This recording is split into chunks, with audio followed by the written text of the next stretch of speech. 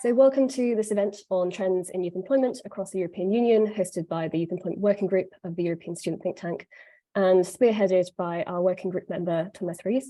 Our members include me, so Tiéphaine Thomason, Tomás Ruiz, Zofia Borowczyk, Gina Whiteman, Achilles, Tsirgis, and Casper Reede. Today's event is split into two sections, a panel discussion based off two questions of our speakers, and an audience Q&A. Please put any questions that you may have in the chat as the event unfolds. The event is moderated by Achilles, Tsirgis, and Casper Reede, who will introduce themselves and our speakers. Do also keep in mind that any views expressed throughout this event are those of the speakers and not necessarily any organisations that they may be attached with. Achilles, on to you. Perfect. Hello, guys, from me as well. My name is Achilles Tsirgis, as Tiéphaine mentioned, and I am also a part of the working group on youth employment. And I am a student undergraduate in my last year at the University of Piraeus, and I'm very, very interested in the discussion that we're going to follow. Yeah, so then I'm co-hosting with Achilles. My name is Casper, and I'm from the Netherlands, and I'm currently during a gap year. And yeah, I've been part of the working group since September. Oh, I think somebody has their mic on. And yeah, I'm really excited to have so many interesting speakers, and also all people that are grouped around some different aspect of this topic. So I'm very interested in hearing everybody's answers. So thank you all for being here. Yeah, Achilles. Absolutely. And without further ado, let's go on with introducing our beloved speakers. So first of all, we have Doina Postica, who is a research assistant at the Center for European Policy Studies in the Economic Policy Unit. There, she combines quantitative and qualitative research methods to a variety of Polish relevant and research topics. She's experienced in quantitative analysis, and her main focus comprises data management, statistical, and econometric analysis. And lastly, in her latest projects, she focused on topics like the convergence of the EU and monitoring of capital flows. Afterwards, we also have from the Center for European Policy Studies, Leonie Westhoff, who is an associate researcher in the Jobs and Skills unit. Her work focuses on European labour market and social policy, and it includes topics like the platform economy, the digitalization of work, and skills development. Leonie holds a Doctor of Philosophy in Social Policy from the University of Oxford, where she was an ESRC Advanced Quantitative Methods and Clarendon Scholar at Nuffield College. Her doctoral research focused on the socioeconomic inequalities associated with atypical employment in European countries. And prior to her doctoral studies, she studied economics, philosophy, and comparative social policy in London and Oxford. Yes, Lara holds a BA in French and German from the University of Warwick and is working towards a Master in Contemporary European Studies from the University of Bath, Sciences Po Grenoble, and the Humboldt University. She was the social content coordinator at Women in Foreign Policy, head of the Youth Employment Working Group at the European Student Think Tank, like I said before, and is now a member of the organization's Gender Working Group. And their research interests include reproductive rights and anti-gender movements. She's also head of communications at the Young Security Conference. And then we got our own working group member, Zofia Borowczyk, in her final year social policy student at the University of Bristol in the UK. And she's particularly interested in issues concerning society, such as climate change, democracy, youth employment, of course, and focuses on EU and Polish politics. Previously, she has interned in the Senate of the Republic of Poland and the EU Parliament, and moreover, she was the European Union Youth G20 delegate in 2022, and she worked in the youth employment track and participated in a youth policy dialogue with Commissioner Nicholas Schmidt, at both of which she focused on the topic of youth employment. And she has organized the 2020 edition of the Congress of Polish Student Societies in the UK, where she headed the logistics and events team. And lastly, we have Flavia Gabriela-Sandu, who is an executive board member from TEF Europe, Young European Federalists, that's TEF. With a Bachelor of Arts in International Studies and a Master of Arts in European Public Policy, her areas of specialization are environment, climate, and social justice. Currently, Flavia is working as a communications assistant for Euractiv, and with more than 5 years of leadership experience in volunteering and NGOs, Flavia is very passionate about youth political engagement and citizen participation. So having introduced our wonderful speakers, we are now going to proceed with the first out of the two questions. And the first question, which is structured exactly in a broad way in order to inhibit dialogue, is, dear speakers, what is your view on the role played by the European Union in youth employment? Could you perhaps comment on how this has evolved in the last years? Leonie, I believe we could start with you. Yes. Hello, everyone. Thank you so much for inviting me to participate in this really important discussion.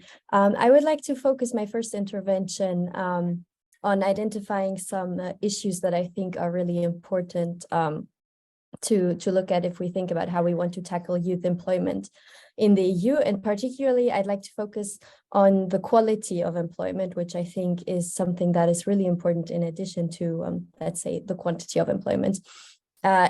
Let's start by saying that in recent years, we have observed increases in many forms of non-standard employment. That includes, for instance, temporary employment, and that also includes newer, let's say, forms of work, like, for instance, work in the platform economy or the gig economy, as people sometimes refer to it. And these non-standard work forms of work are all, youth are disproportionately more likely to take up this form of work. This has really important implications for the quality of employment, because we know from research that atypical forms of work are associated with many disadvantages, like, for instance, lower wages, like inferior working conditions, and also less chances to engage in training and develop your skills in the workplace. And all of these factors are, of course, very likely to then influence your future career development. So since we are observing that young people are much more likely to take up atypical forms of work, and that this is correlated with lower chances in the labor market in the future, I think it's really important that we look at this issue. Then the second issue that I'd like to highlight is related to the pandemic and the impact that it has had on employment, and particularly employment chances for youth, because we know that COVID-19 had a very, of course, very significant overall employment impact, but in particular, it had some youth-specific impacts. The first of those were job losses, which fell disproportionately on young people, because, for instance, they are much more likely to work in sectors that were affected by lockdowns. But there were also, again, important implications for job quality and particularly for skills development. That includes young people who were in work and often had to either they lost their employment or they had to work remotely, which means that research has shown that this led to, of course, a massive loss in social interaction in the workplace, but also, skills development and other interactions in the workplace. And this is very likely to have a future impact on young people's careers. And at the same time, we also need to think about young people who were in education and also face a massive learning loss due to the pandemic. So ultimately, what I'm trying to say is, if we put those two trends together, the rise in atypical employment, and then combined with this additional impact of COVID on employment and skills development of young people, we are faced with a situation where there is already a trend of increasing labor market fragmentation, increasing labor market insecurity, and implications for labor market chances of young people, that was then further exacerbated by this really big crisis that had, as I said, a disproportionate impact on young people. So this means that now we are facing really significant challenges within the EU related to not just ensuring employment for young people, but also ensuring long-term sustainable quality employment. And this, I think, is one of the really important questions we have to tackle also in this discussion tonight. I think I'll stop there and then, leave the rest to the others. Thank you very much, Leonie. I think the points that you highlighted are especially important. And what I would keep from your short intervention is exactly that the effects of the fragmentation are felt by the young workers themselves. That's very important. I believe Doina would have to add to this. Thank you very much. I'm not sure I'll be able to address specifically fragmentation, but I will try to add something new to the discussion, and I would like to make several points, and maybe with the Q&A we can go even more in depth. First of all, I think it's very important to recall that the EU doesn't have actual legal competence when it comes to regulating social policies and especially the labor market. What the EU usually does, it lobbies member states to activate some structural reforms, and the way it does is through initiatives and programs, and really trying to make sure that countries are converging, EU countries are converging towards several benchmarks and similar standards, let's say. And the way it tries to help also EU countries to do this is by providing monetary funds. And I think it's also very important to understand that the EU really started to devolve more attention to social policies and also youth policies since the financial crisis. Before 2008, we don't really see much happening, but after the EU started to become more social, let's say, and even more so now with COVID, we see that programs that were activated since the great financial crisis, like the youth guarantee, have been reboosted, let's say, and made even more strong in some aspects. And also from the economic point of view, the provision of economic funds is becoming more bigger in amount, let's say. So I think this is very important to keep in mind, that the youth really is having this kind of historical progression, and I think it's also very important then that it keeps this focus, let's say, that we don't need every time a crisis, let's say, to really activate these policies or reboost them. And when it comes to these policies, if these policies actually work so far, I think there is not much empirical evidence out there to support the idea of, okay, these policies actually helped to recover youth employment after the great financial crisis. Because yes, employment rate increased, but if we, for example, look at differences between EU country, we have that the gap between your countries didn't shrink in the meantime. So although these policies usually are targeting some countries which really suffer from low youth employment rate, we don't see actually employment rate increasing so much. The usual suspects are Spain, Italy, and Greece.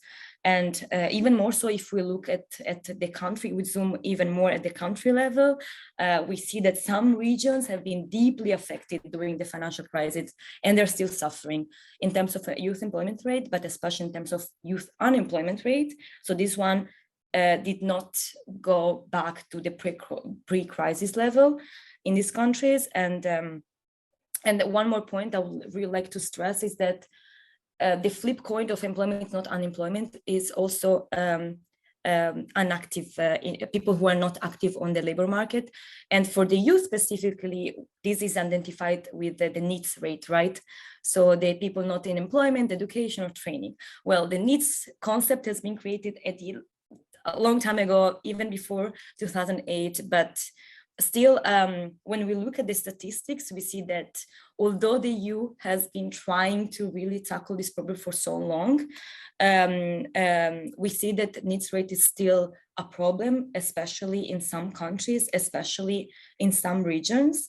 And why is this? I think the major problem is that under the category of needs, we have many different of very, very vulnerable groups, usually also locally concentrated. So we have that the need rate usually is concentrated in some regions specifically, where also other phenomena are prevalent, like income inequality or income level is overall lower, the GDP per capita is lower, there is high rate of poverty and risk of material deprivation. So overall, in these regions, in these places, let's say, we have that economic activity is lower, and there is a higher needs rate, there is more poverty, and so on. And the way I like to see is that in general, there's maybe less opportunities in general for young people to have good lifetime opportunities, let's say. And yes, I think I will close here, but I really wanted to make the point of these things that I think are important to keep in mind. Thank you. Thank you very much, Doina. And I believe that it is very good that you highlighted to us the asymmetries and the kind of regional and national and difference perspective, because after all, it is what fuels the discussion about the progression of European integration overall. So thank you very much. And now let's get to Lara to give us a different perspective. Yeah, so today I wanted to talk about youth employment through like a gender lens. So how does the gender gap show itself in youth employment? So last year there was a small gender gap. So the employment rate for young people, or rather for young men aged 15 to 24, was about 31% compared to 26% of women of the same age. So there is still a difference. And then this may be due to issues such as the gender pay gap, or women tending to take on more part-time work or unpaid work such as childcare. And it's also important to say here that intersectional factors can exacerbate women's unemployment. So being from a migrant background or being disabled, for example. And as previous speakers have said, the COVID-19 pandemic has, of course, exacerbated this issue. And in terms of youth employment or youth unemployment in Europe, there is especially a gender gap in Turkey and in the Western Balkans. So across the continent, you tend to have more female graduates, but then you have a real gender gap with women continuing to be underrepresented in higher paid professions. So this starts when people are young and only continues as they age, unfortunately.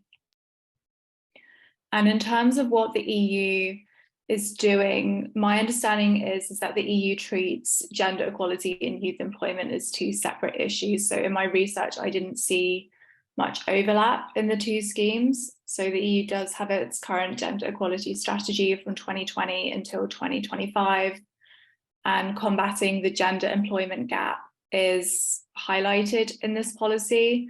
And it does mention reinforcing the youth guarantee, but there really wasn't much detail on what it's doing to help young people within this reference. And then in terms of specific policies on youth employment, so things like youth education, vocational training, they are policies of the member states. So the EU as a bloc can't do too much there, rather than lobbying member states. This has already been mentioned.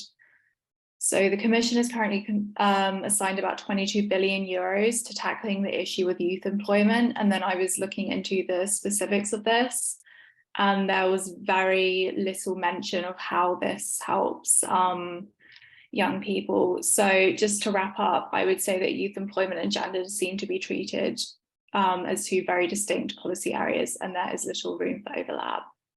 Thank you. Thank you very much, Lara. And as we're also celebrating today Women's Day on the 8th of March, something interesting that I was reading as well, and since it is the European Year of Skills as well, when it comes to sciences, I was reading today about the leaky pipeline phenomenon, right? Which is pretty much how, especially in sciences, we have women that are graduating master's degrees, but then they quit for reasons that, of course, cannot just be attributed to the way the market functions and the market work. So indeed, there is room for social policy in youth employment here. Thank you very much, Lara. Now let's get to Flavia, who will give us a perspective from a person who is very active in NGOs. Yes, thank you. And thank you for having me over for the event. I will try to maybe keep it relatively short and maybe not repeat too much what has already been said. I think we got quite a wide level of perspectives here. So I think I would start by acknowledging that the EU has done some work when it comes to like social rights, and in particular in relation to young people's employment and social development and skills development. It was mentioned before, the youth guarantee, then we have like funds for vocational training, and to some extent even Erasmus Plus as a program is not only about like a cultural exchange program, but has been further developed to be quite also focused on training, skills development, and so on. And this is, very nice and welcome, but as Doina mentioned before, the EU does not have a competence over social rights, and it very much shows in the limitation it's dealing with when it comes to developing any kind of proper policy when it comes to youth unemployment, youth rights, and so on. I think something that wasn't mentioned before, and maybe it's worth mentioning, and that I know it's a maybe ever-growing kind of situation, is cross-border labor, which affects people of all ages. But talking out of even my personal experience, I'm a person who studied my bachelor degree and my master's degree abroad. So it was about 5 years in total abroad.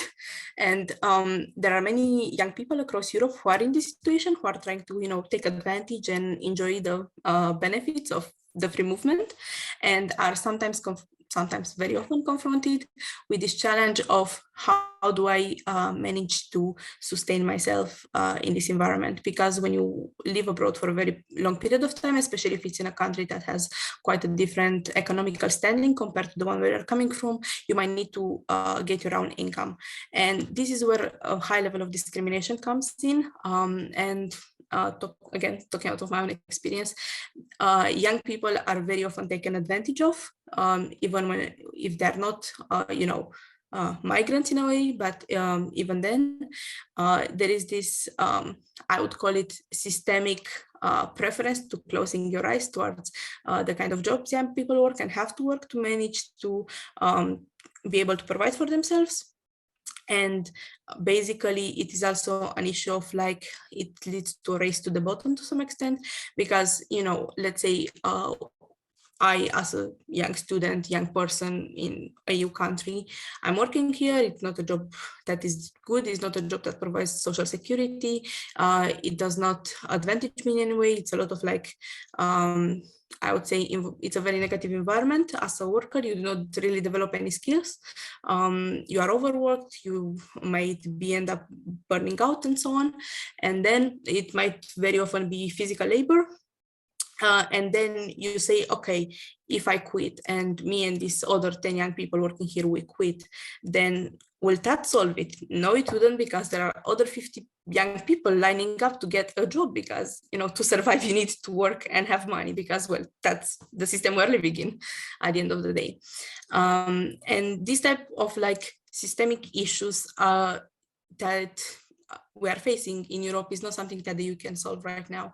And I think it comes to the question, is this what we want to move forward with, or is this something we want to improve on? And as it was said before, we see that since the 2008 economic crisis, the EU started moving more and more on social rights and on social policy. And I think what we need, speaking also as young European federalist, we need further integration when it comes to social policy. Will that take a treaty change? Probably. Will it take more? Probably. It's not something that's going to happen tomorrow. It's a process that has to be further developed, but it's something that needs to be moved on, because at the rate, all the crises we face in Europe currently, and all the crises that we will keep facing in the future, we have to ask ourselves, is the EU of today is able to face all of these different types of crises? And if not, what should we do to do it further? And my answer to that is we need further integration, and in the long run, we need a federal Europe. I hope I didn't run over time. No, you're just fine. Thank you very, very much for your intervention. And I do have to admit, your talk coming from exactly what we like to highlight sometimes as the Brussels bubble, especially when it comes to the NGOs, is a very harsh environment, exactly as you described it. And I fully understand. Lastly, let's get to Zosa. Very funny. Someone actually pronounces my short Polish name, but that's completely fine. So I'm gonna try not to repeat what has been said, because not gonna lie, you've all covered amazing topics, and there's no point in repeating them once again. So basically, I just kind of wanted to highlight that although the European Union has a massive impact on member states, again, social policies is just not one of them, as well as, for example, education, which is very closely linked as well to employment, specifically to youth employment, as the school to work transition. It's a lot of people kind of see the divide between education and employment. However, it's actually very closely linked. So because the EU does not have much competence in those specific fields, it's kind of hard to also like, discuss what role did the European Union play, because of course we can, speak about, of course, the EU did, for example, issues such as they did support issues financially, for example, through the Youth Guarantee Scheme or the Next Generation EU, which also kind of provided funds to member states to kind of improve the well-being of youth specifically. However, that's ultimately up to the member states how they kind of manage the fund. So it's very actually difficult to speak from that perspective. But I just wanted to highlight one kind of specific issue that actually the European Union did, which was last year, the European Year of Youth, basically, which kind of wanted to highlight how the youth is doing. And I wanted to kind of discuss with youth, with activists, with, in general, the young population, what we specifically think about different topics, which is, for example, where I participated in the youth policy dialogue with Commissioner Schmidt. And, we spoke about so many issues related to youth employment. However, although, that was an amazing opportunity, I just want to say that we need more of them. And, we need more people to get involved, and we need more people to actually want to listen to us, basically. And yeah, just to basically kind of wrap up, it's really important as well that we as youth have a say in youth employment, because it does concern us. It does not concern the older generation, it concerns us. And, it's just really important that we basically stand up for what we believe in. And yeah, thank you. Thank you very much, Zofia, to pronounce your name correctly. And thank you very much for this call to action.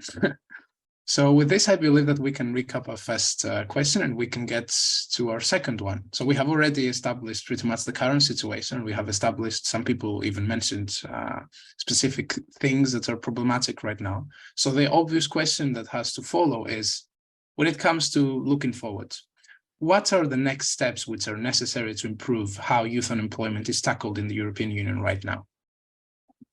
Flavia, would you like to begin? Yes, of course. So I think I gave kind of like my very long-term answer when I was speaking previously, but I think I'll focus on some more relevant and punctual issues right now. So from the top of my head and the depth of my lungs, I would say unpaid internships. That is a huge issue across Europe, here in Brussels, in the bubble, and pretty much anywhere else in the European Union and out of it.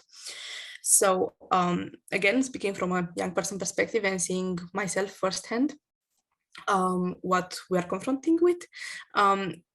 First thing first, unpaid internships facilitate, at the end of the day, only development of skills and professional backgrounds and advantages for people from a very privileged background. Most of the time, internships, maybe I'm a bit narrow-minded in terms of my field of expertise, which is, European studies, international relations. This is not the kind of job that you can have like in any town across Europe, the way someone working, for example, in IT might. So there are very specific hubs and bubbles where you can do that, and specific institutions where you can do that. And when these type of like locations do not allow for a paid internship, that would maybe facilitate and allow a young person to be able to live in the respective place, as they tend to be more than a few days, hopefully, if you actually want to learn something. Having been in an economical situation of your family where you as a young either student, when internships are part of a study program, or as like a recent graduate, if you have a situation where someone can provide for you to live in another city, possibly in another country, in relatively, most likely a capital, an expensive city, for multiple months, that's a privileged background which very many people and young people across Europe do not have. Therefore, this creates kind of like a chain reaction, which only people that have this kind of like great experiences and great things to add to their CV, so to say, come from very specific background, and it facilitates social exclusion for everyone else. When you move then further into like further job searches and so on, people might ask you like, if you come speaking between two candidates, one who, oh, okay, I'm running low. One who comes with an internship at the UN and one who doesn't, there's a higher chance you get the one who worked at the UN, but UN does not pay their and there were reports of young people having to live in tents in one of the most expensive cities in the world, in Geneva, to be able to have an internship at the UN, which for an organization which promotes human rights, it's questionable at best. So I think that's probably one of the most punctual challenges, and I'm running short on time. So if anyone has more questions about that, ask later. Thank you. Thank you very much, Flavia. And just to remind our audience, there was very huge mobilization last year to ban unpaid internships.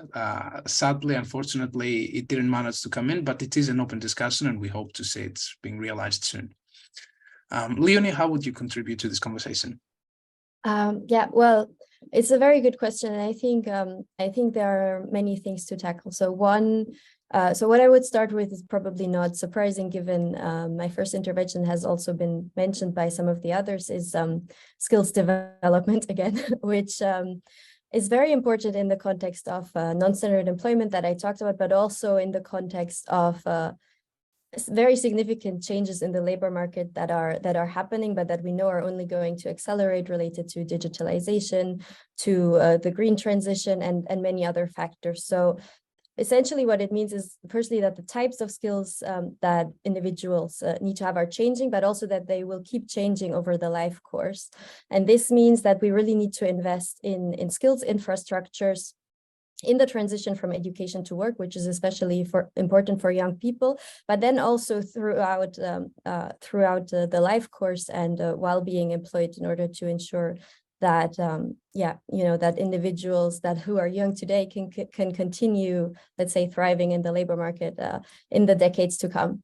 But I also do really want to stress that skills development is only one part of the equation, let's say, and I do think it is very important, but it is not the only thing that matters when we're talking about youth employment. And it's also important that, let's say, we don't only put the burden on young people, to acquire skills and to be successful in the labor market, but also that we create a labor market environment and a regulatory environment that ensures that we can have quality employment. So internships is one very important issue that was already mentioned just now. Another thing is temporary employment. As I mentioned, temporary employment is very much associated with labor market segmentation and inferior opportunities, especially for young people. And we see that, the way countries regulated is very different. So in countries, which includes, for instance, some Southern European countries, but also, let's say, Germany, where there is a very, very large difference in protections for people on temporary contracts compared to permanent contracts, they are much more likely to suffer disadvantages because of this. So this is something I think we need to think about very carefully, how we regulate this type of employment. As well as how we ensure access to social protection and to social security for individuals in non-standard types of work, because this is another related issue that people on temporary contracts, interns very often as well, do not have access to social protection. Platform workers often do not have access to social protection. And this is something, that matters for everyone, but also especially for young people, because we are the ones who are most likely to spend a lot of our labor market career in non-standard employment. And then just one final point that I also want to make is we should also not forget to consider within group differences. So, these are all very important issues, but certain young people are much more likely to be negatively affected by them. That includes lower educated individuals, but that also includes certain groups that are more likely to be discriminated in the labor market, like migrants, for instance, who are very likely to suffer particular disadvantages. So I think it's also very important when we're talking about policies, whether that's skills policies or other policies, that we are also thinking very carefully about how to target them effectively and how to make sure that we're actually reaching the populations that are most in need, let's say. Yeah. Thank you very much, and thanks exactly for highlighting that the river flows both ways. It's not only about skills, it's also reversing it. So Zofia, how would you contribute to the conversation with your background? So one thing that I wanted to mention was already mentioned before, so I was also going to speak about the ban of unpaid internships, which I'm just going to stress what was already being stressed, that it's really important because it does it's a very exclusive policy. It's not very inclusive. It does not allow people from a range of backgrounds to actually access internships which they would want to access, which further contributes to them not being able to access the employment that they want to. But the other thing I was actually going to talk about was education, which again, I've said before that, well, although the European Union does not have competence over how member states address social policies and education, it's just really important that we find a way how we can also deal with this specific issue, because, you know, education and the type of education one is able to access, it later really influences the type of job you can actually get. So basically, you know, people from big cities, you know, you've got a range of schools that you can choose from. However, those who come from smaller towns, smaller cities, that choice is just not as big. And, you know, that also kind of delves later into, for example, the subjects at school which you can get. So, you know, that also kind of discriminates people basically based on one, their socioeconomic background, and two, the place that they're actually based at. So I feel like education is, you know, again, it's people don't really consider it as part of youth employment, but, you know, the school to work transition is actually so important and so crucial, and it has such a big determination on like your future life, that we actually need to consider it further and actually make sure that more work is done on this level. Even if the European Union does not have competence in this specific state, it's important that even we, you know, start discussions about this. And, you know, it's also a very crucial topic because, you know, we're talking about youth, we're talking about education for youth, which youth is not clearly represented within, you know, the political sphere as well as we should be. So that's hence why it's, you know, extremely hard to actually address this, because, you know, people implementing policies, at least I can say this on a personal level in Poland, you know, people implementing policies on the education system in Poland are clearly not young. So, you know, it's kind of hard to implement something that you have little idea about, in terms of like, you know, you have not been in education for a while, and two, you don't want to listen to youth, which is actually very crucial in this specific topic. Yeah, thank you. Thank you very much, Zofia. And here, if I could add something, it would only be that exactly because there is no competence, we've seen that we've tried to cover in a legislative background kind of with things like the open coordination methods, but these are proving to be in today's world maybe sometimes insufficient. So now I believe that exactly as you said, there is a very big impetus after COVID with a lot of focus on the skills, digital and green skills. So it would be really good to see things happening soon. Let's get now to Doina, and I'm personally very excited to see how she will relate to the regional asymmetries that she described before. Okay, thank you very much. First of all, this is a very difficult question. I think actually youth could have many more ideas to offer to our policymakers. I'm sure of that, but it's for sure a very difficult question. I also agree with what have been said before me by Flavia, Zofia, and Leonie. I fully endorse every single point. Here, I would like to go back on what I was saying before. I will talk more about people who are, let's say, at the margins of the labor market, at the margins of our society. So again, people who either don't even have the chance to work, or they don't work for several reasons, or they are in long-term persistent unemployment and so on. And in general, what I would like to focus is, okay, we talk about initiatives and programs and money being devolved to member states to implement these initiatives and policies. So where the fact is that we have these programs, we have the money involved, and then I'm getting lost every time. Like, okay, what happens next? Next, we should have an assessment of the impact of that policy, what have been done with that with those funds, the policy objectives that have been set, the targets that have been set, are they achieved? Are they not? And as a matter of fact, I'm all the time lost when it comes to this last part, because it seems like we don't have evidence, we don't have any kind of reporting at this level. And there are many examples. One example for me is the cohesion policy, because this is a policy that has been implemented for decades, I think since the late 80s. And the EU started to collect consistent data only a few years ago, and now it's starting to really try to keep some track of the projects and at least of that, because otherwise you can't really understand where the money is going, and then to try to understand, to make a link between the funds and then the economic and social outcomes, to see if over time you have an improvement or not. So from my perspective, what would really help policymakers and researchers, which will be to have more consistency in collecting the data and information when it comes to the implementation of these policies, to really understand if the outcomes at the end are reached or not. Also because having this in mind will also help, I think, to understand how to redesign some policies. What I mean is that if I'm going back to the fact that social phenomena are heterogeneously distributed across the territory, across member states, across the EU, right? So some regions have more poverty, you have more youth unemployment, and so on. So you really need to target policies in those areas. You need to, you can't apply the same policies to all the country or all member states. In some parts, you need to tailor-made, let's say, to target the policy.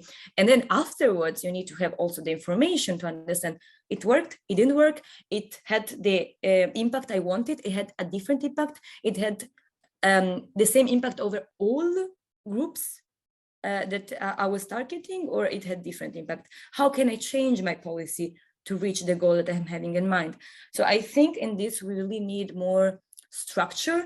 And in fact, the EU currently has, let's say, a well-structured impact assessment, at least the framework is there.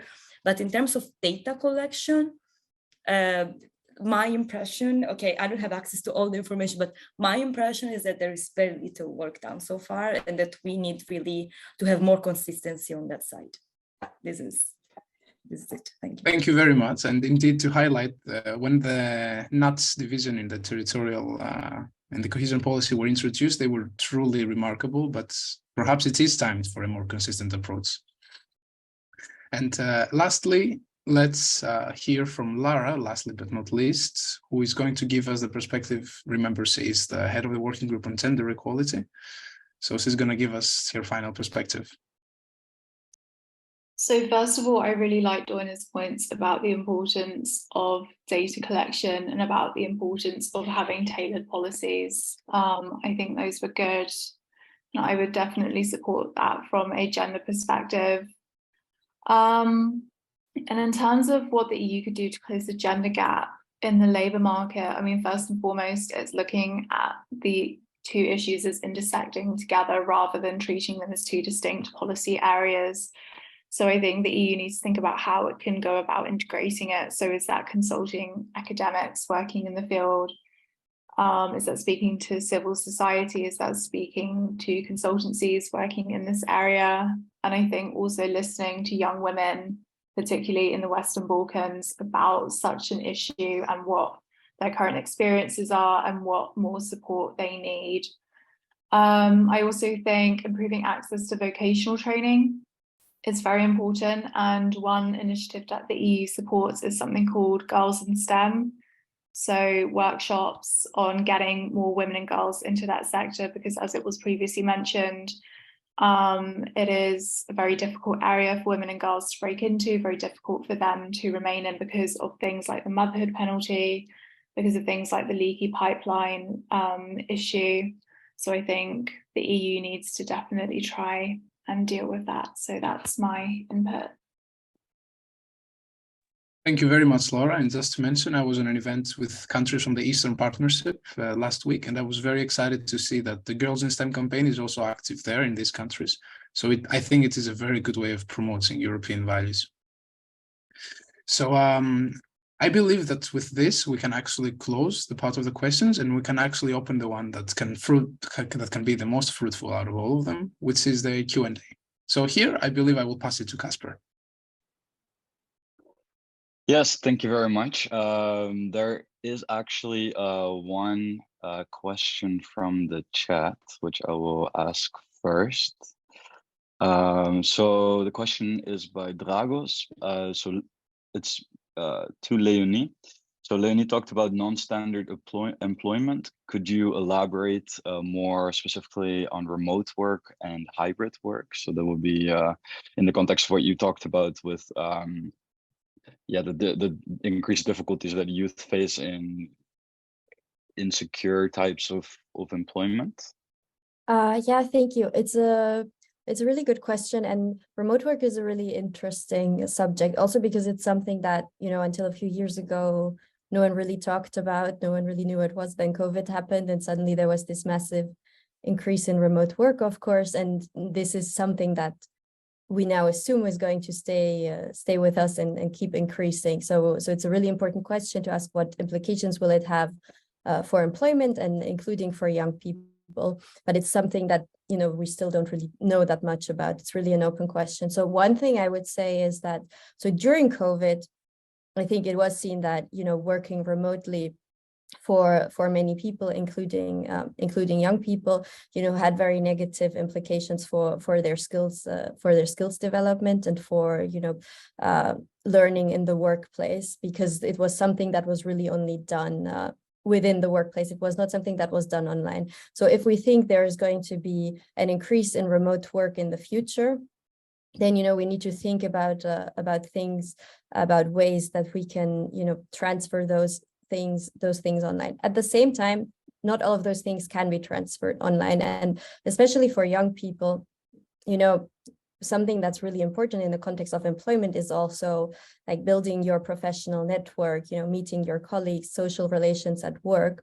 All of this is really important, and is something that if we just switch, let's say, completely to remote work, you know, we're going to lose out on many of those things. And actually, I think that also, again, relates back to COVID, because we saw that COVID had a very significant mental health impact, especially on young people. And that was partially related, of course, to the loss also of your social connections, but also connections at work, because, you know, for young people, work is a very significant part of social relations. So these are some, I think, really important questions that are related to remote work. And then the other thing that I think is important, and goes back to the point that I made previously about, you know, differences between different young people, is that remote work is something that is really only accessible to some types of workers, and they tend to be higher skilled workers in professional occupations that can be performed online. There are a lot of people, including young people, that will not be able to work remotely because their job requires, you know, physical interaction, requires them to be in the workplace. And that has very important implications for inequality, because if we establish this new form of work, let's say, that is only accessible to one more privileged segment of the population, and then is associated with certain benefits, may also be associated with higher wages and so on, that means that ultimately remote work could also lead to increases in inequality within our society. So this is something that's, I think, very important to think about. But as I said, these are all just, you know, sort of things we're just starting to think about, and like my personal intuition, let's say. But yeah. Yeah, sure. I mean, it's interesting that you mentioned the inequality aspect as well to it, because of course it sort of raises many other questions as well. Also, just with regards to, you know, is there a sort of like a structural change in the labor market? And in what sense can the EU then play into that? But then also specifically with the inequality, maybe Zofia or Flavia, you guys want to add on to. Can remote working sort of help with this access that people have to certain jobs, and then can it sort of increase the equality in that sense? Or yeah, can you guys share your thoughts on that aspect? So if it's okay, I can go. So well, it can increase access in terms of, you know, people don't have to move to a different country to actually access that. For example, internship, we're talking about internship, but it does not necessarily mean that, for example, if remote work, if an internship is made remote, then that person still, you know, we still need money to live with. So if it is still unpaid, it kind of does not really solve a problem. At least that's kind of my perspective. I'm not sure if Flavia has a different say. Yes, I think I kind of like agree to some extent to what you're saying. I think one advantage of remote is developing certain type of skills, for example, like digital skills, things like that. But when it comes to developing like interpersonal skills and skills that you develop in a community and that you need a physical person to interact with properly, maybe develop to their full extent, I think it maybe requires a physical presence in a place. In my mind and in my experience, I think hybrid is probably the best way to develop as a young person in terms of work. But one thing maybe it's not going fully remote work, but maybe to add to this, if we count something like food delivery, remote work, it also brings up the question of like what skills are you actually developing with that, which is if a type of, and I'm giving an example because if a type of work is like fully remote, it also brings up the stuff like, are you getting any, so is your employer paying any social contributions to you? Do you have like a contribution paid for your possible retirement? Do you have holidays? Do you have like a health insurance that, or any kind of like medical coverage paid for, which might also create an issue, which it's a lot more easier, like this type of challenges are a lot easier to find when it comes to like employment that is fully remote. Yeah, thank you so much for answering that. I think it's a very good point you raised about the valorization, perhaps, and the missing out of building soft skills, which is arguably, I think, as important, or for some jobs maybe even more important than the things you actually end up working on. Particularly for me as well, something that I in my own research within the context of this working group on youth employment, one thing that I was during the writing of my first paper actually very negatively surprised by is indeed this point that you guys raised on this lack of systematic data gathering on the policies that are sort of enforced by the things that the EU puts out, but also just of individual partner countries.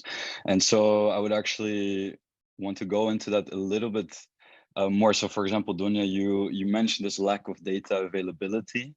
And I'm just wondering, is this something that is like really high on the agenda within the institutions that are involved or concerned with researching youth employment? Is it something that is really, being tackled or is being thought about, or is it kind of still upcoming? Difficult question. To be honest, I'm not sure. I can't give you an answer where I'm 100% sure.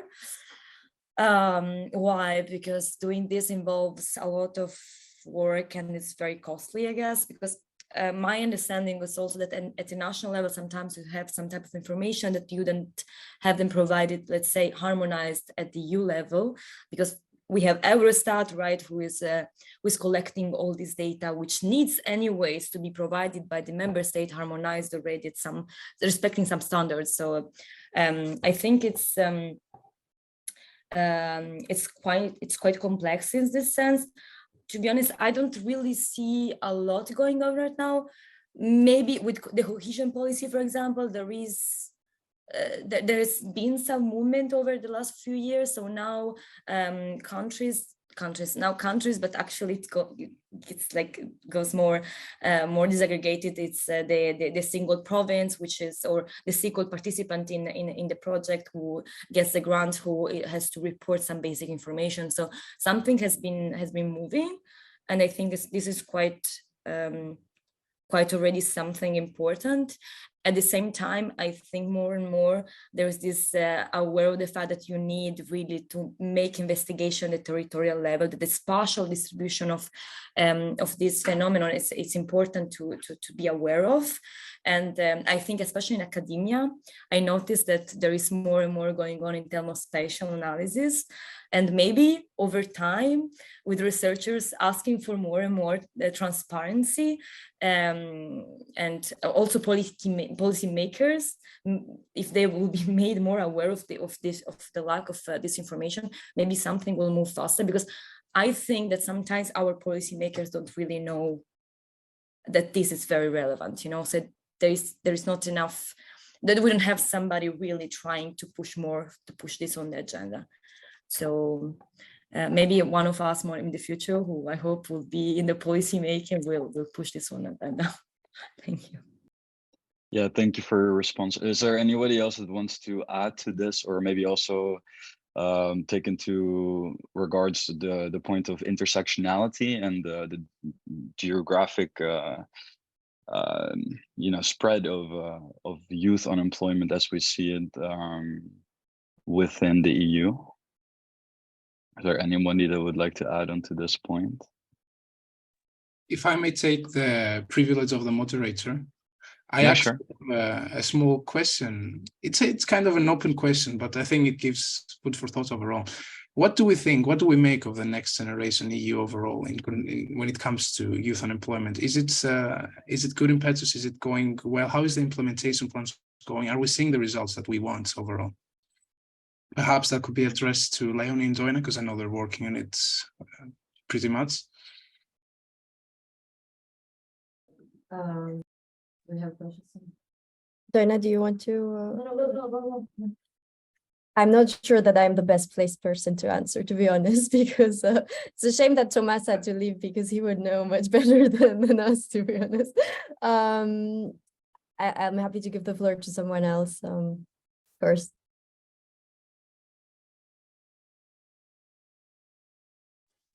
No, same also on my side. I don't work specifically on the topic, so I don't have let's say results about how this policy have been implemented. Yes, maybe this will be on Tomás. All right, no worries.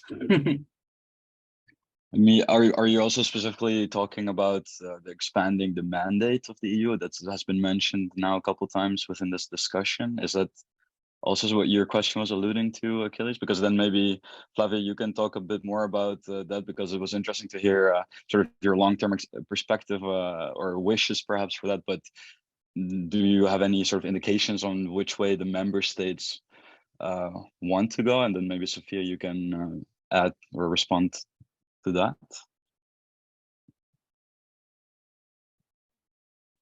I mean, I can say something. So I'm not a policy expert analyst when it comes to Next Generation EU, but I think when it comes to Next Generation EU, what there is quite a bit when it comes to supporting young people and young people in employment in Next Generation EU.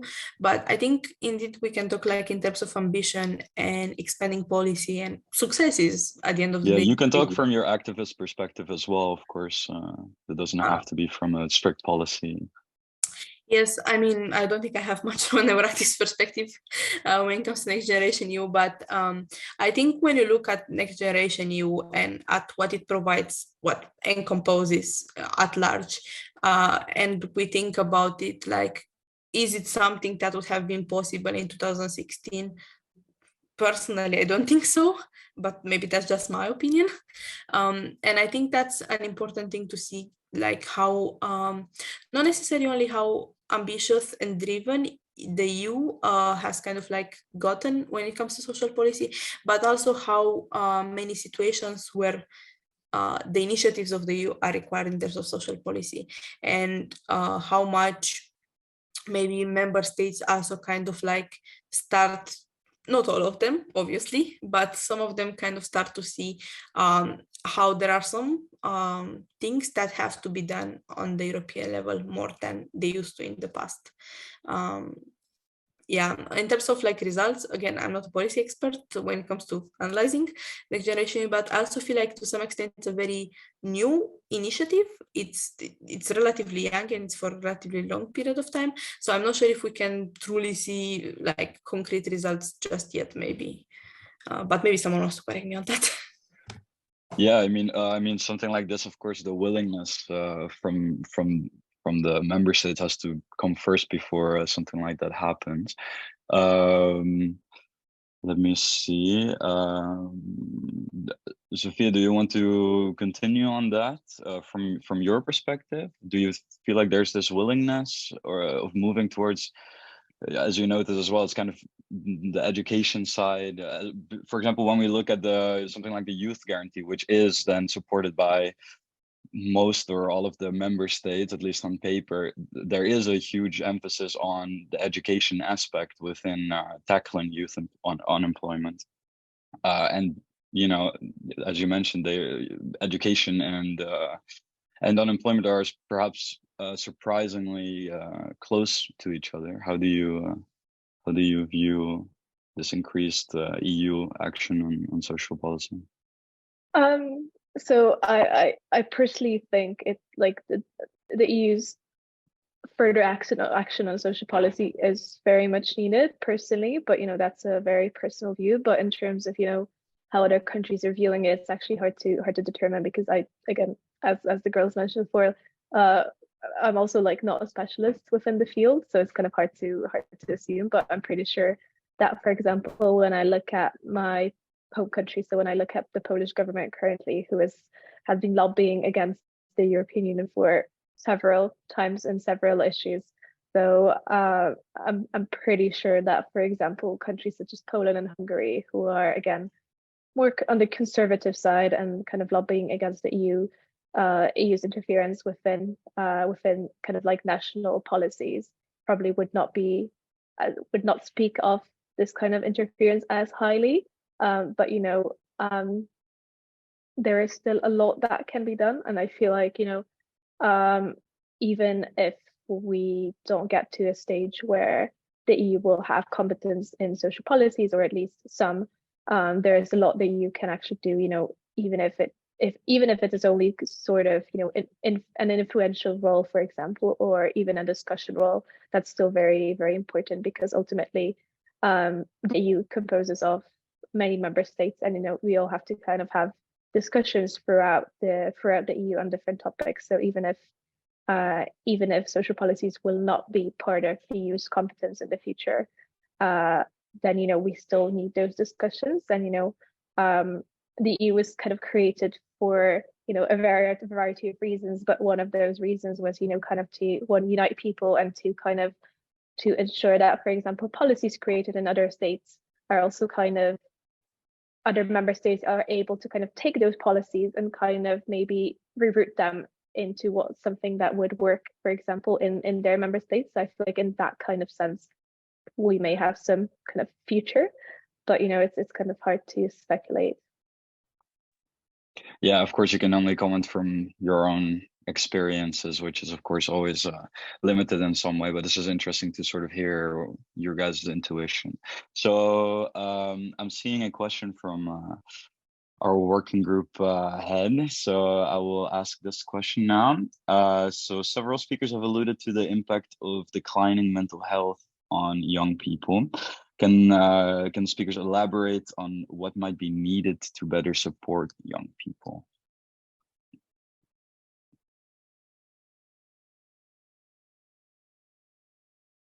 Is there anyone that would like to comment on this question? Yeah, Flavia, you go ahead. Sure, but unless I feel like I talked a lot, so maybe if someone else wants to start. Take it away. Okay, so I would say important question, and especially in the last years we talked a lot. I think the conversation around mental health developed quite a bit. So I would say, first of all, security, in the sense that when you work a precarious job or you know, an unpaid internship or anything like that, you do not have like, you know, the security that, you know, I might get fired tomorrow. What resources do I have after this? Or this is gonna end in 2 months. What resources do I have after this? If you get, you know, there are many jobs and also like internships where you don't have like social security benefits, such as like a health insurance or health coverage, and you might think like, tomorrow I fall down the stairs or something, I break a leg, will I be able to actually, like, how much will I have to pay for that, given I'm not insured here, and so on. So there is, you know, all these negative situations that you might find yourself in when you don't have like a proper job security, either in like internships or in employment. So I think that's like, you know, an important thing to think about. Then the other thing that I would think is burnout. I'm again taking it from a pretty young people first, job, recent graduate jobs, internship perspective. Very often, generally, I don't want to generalize, but generally, young people these days tend to have quite a bit of qualifications when it comes to their skills, their education, and so on. And sometimes when they get like an internship or a graduate type of job, they tend to be, I don't necessarily want to say abused, but they tend to be overworked by their employees. I have spoken, even my group of friends, I speak sometimes, and we talk about it, and some of them tell me, yeah, I have this employee who doesn't give me a single free day, and then I work like 10 hours per day or something as an intern, and I also get paid like 300 euros per month in Brussels, which is not a living wage. So on top of everything else, when you also get this sense of burnout, which is perfectly possible, even in situations where you actually have holidays, it just gets worse. And generally, burnout is not something that's easy to recover from, and it has quite a bit of a negative impact on one's mental health. But that's my take. Yeah, thank you very much for taking us away on that. I think it's super relevant. I'm hearing a lot about it, and not only because Zofia has also written something about it. It's definitely a very present topic, and actually also for myself, because I'm also doing a very low-paid internship for exactly those reasons. So I'm just looking at my co-moderator. Do we want to do one more question, or slowly round off? I believe we can take the question that Dragos has posted last one. Okay, perfect. So Flavia mentioned the Brussels bubble, and many politics students would like to work in Brussels. Can you give us a few short tips on jobs hunting for fresh graduates? I really feel like I'm taking over the discussion. So I would say don't work for free. Do not take an internship, for example, that's unpaid. It's not worth it at the end of the day. You are basically paying to work for someone. And I think because it's at least in my experience, Brussels is a very saturated market it's an extremely competitive market. I would say just keep applying. At the end of the day, you will get rejections, as it happens in life, and I don't think you should be discouraged if you have a no here and there. Like in the end, you're going to find something. And yeah, and generally when I say Brussels bubble, people tend to think institutions only, and those are indeed pretty hard to get into, generally speaking. But there is a whole ecosystems of NGOs, trade association, consultancies, and everything else that you can find in the Brussels bubble, and that could offer you skills that you'd like to develop and so on, and great experiences in terms of work. So yeah, I would just say don't lower your standards and don't allow yourself to be exploited. I think that's the most important part. I think that's a great motivational little speech. I'm going to start doing that, TED Talks. Yeah, I think you should. Maybe one last thing, because we mentioned throughout the discussion quite a couple of times the need for a sort of a skills-based education for needs, young people in unemployment. Is there anything, does the EU or do in your research, quite a few have done research or are in research, is there an idea of what specific types of skills are needed? I know for out of my limited research that digital skills has been mentioned. Is that something that you guys feel like is also taking priority in those kind of discussions? Yes, Doina? Yes, thank you very much. Yeah, this is the year of the skills, the EU year of skills, right? So skills is quite important. There is a lot of discussion about the Brussels bubble of skills. I think an idea which is has been around for a while, actually. Maybe Leonie knows more about this, but is the idea of promoting, of creating at the EU level and at the member states level, individual learning account. And there is also this concept of micro-credentials. They are separated, but I think they're both on the EU agenda. And I have to say that I've been talking with academics and social partners, and views are quite different. But I think in terms of the EU, institutions are quite actually pushing a lot on skills in general, because it's becoming particularly relevant in terms of digitalization of economies and transition towards carbon neutral economies. And you really need to reskill completely your workforce, or upskill your workforce, or change even your education system, or to allow generally people to develop new skills. I don't know if you're familiar with two concepts. I forgot to actually say what those are. Individual learning accounts are basically, these are funds that are available for you through your lifetime to use for education purposes. It's not clear who actually will pay for your education in this sense, but this should be available for trainings. And then micro-credentials instead are is a system according to which, if you're doing certain type of trainings, you then are recognition. You are getting like a stamp that you have that kind of skill, and this should be especially useful for the for the upskilling and reskilling of the workforce. And again, views are quite diversified in terms of, do we need them? We don't need them, because member states also have in place different practices, and it's very, very complex. But something very interesting I wanted to point out about the individual learning account is that I talked once with an academic, and she told me that one of her PhD students from Singapore, he was doing a research specific on individual learning account, because in Singapore they have them, so they have this money available for trainings. And he told me that what happens usually is that people who are already highly educated, they usually don't use them to get extra trainings.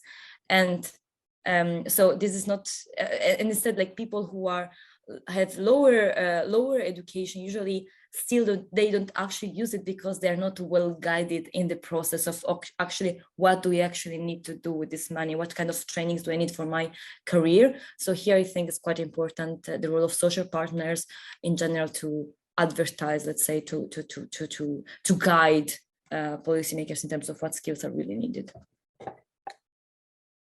Yeah, that really ties into just in general having an integrated approach to tackling unemployment, but in our context, youth unemployment more specifically, and also data sharing between instances that are trying to alleviate the numbers.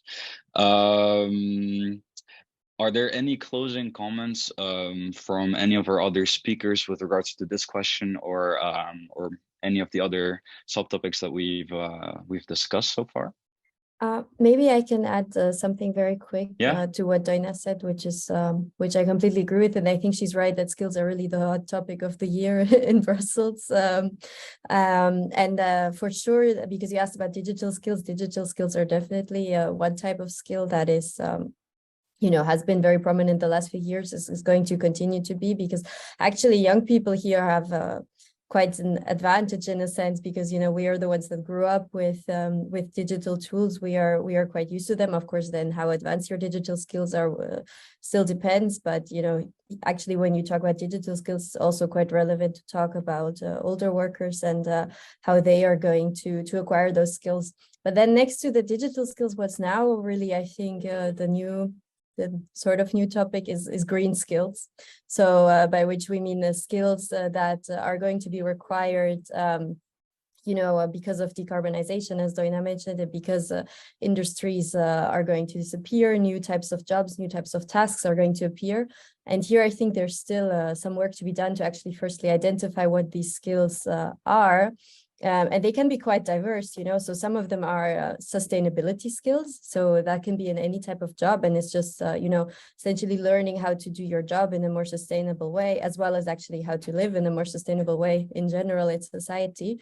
But then there are, of course, also more targeted things like, of course, certain types of STEM skills that are going to be very relevant, like certain types of renewable energy technologies, like working in these fields. Of course, there's going to be a lot of skills demand, but then also some maybe not so super technical skills, but more, in certain sectors in the implementation. So it's a really interesting question. And I mean, I think it's very good that we have this initiative, this European Year of Skills, to raise awareness on this issue and to talk about, because indeed, as Doina said, there's a lot of debate about what are the most, the best tools in order to ensure that people are acquiring new skills and doing it in new ways and perhaps more flexible ways. But yeah, so I think it's a very important discussion.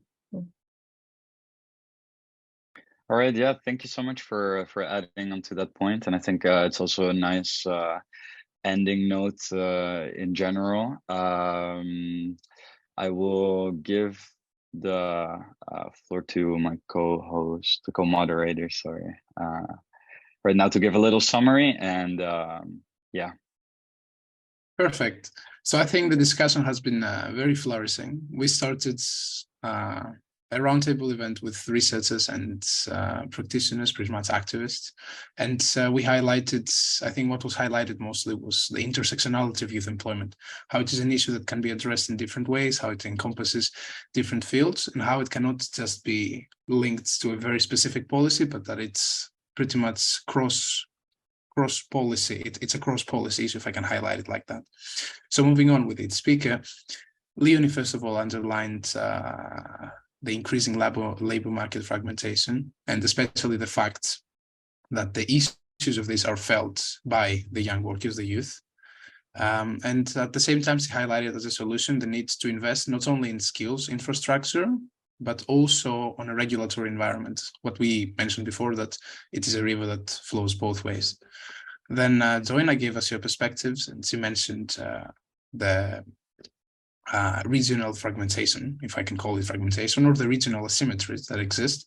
And these are actually, if I may add, very prominent in crisis. So this is why they're always very important to analyze. And as a possible solution, given her background, coming from a very deep research background herself, she highlighted the need for data and better data and reporting as a measure for succeeding in policies and succeeding in the implementation, so that the European Union will actually have more facts and more data to deal with difficult situations. And she highlighted something that's very important, that's how you perceive a subject based on the data you have can alter how you perceive the policy change for it, which is very true. Then Lara contributed by making a very clear separation that exists right now between youth employment and gender policies. And she highlighted that exactly the separation that exists pretty much hinders the productivity, because it limits the discussion. It makes it like two tubes that do not contact with one another.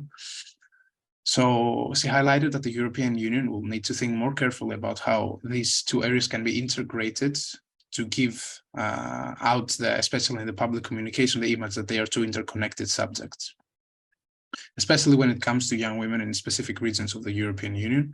And of course, to prioritize initiatives targeting specific sectors. For example, she mentioned the Girls in STEM campaign. Afterwards, Flavia gave us her activist perspective as a member of the Young European Federalists. And she mentioned her own personal background. She mentioned that young people are often at risk of abuse, mental abuse. We had that discussion at the Q&A, especially where there is cross-border work. And at the same time, the fact, building on unpaid internships, the fact that markets like the one she works in Brussels is a very competitive and saturated market. And that I think what she highlighted is that it is a free riding principle, pretty much a free riding problem when people take unpaid internships. And so any solution must be taken collectively, or even better, must be addressed at the issue of policy at the European level. And lastly, Zofia noted a close link between education and employment, and highlighting the need for a better transition. She focused on the difficulties, again, of pertaining to unpaid internships. So here it is access to education, which is closely tied with economic background and regional differences, which is a very critical point that we need to pay attention to. And these issues are especially to be considered together and not separately. So agreeing with Lara on that. Yeah, so to round everything off, I just want to thank all the speakers for their time and their interesting insights.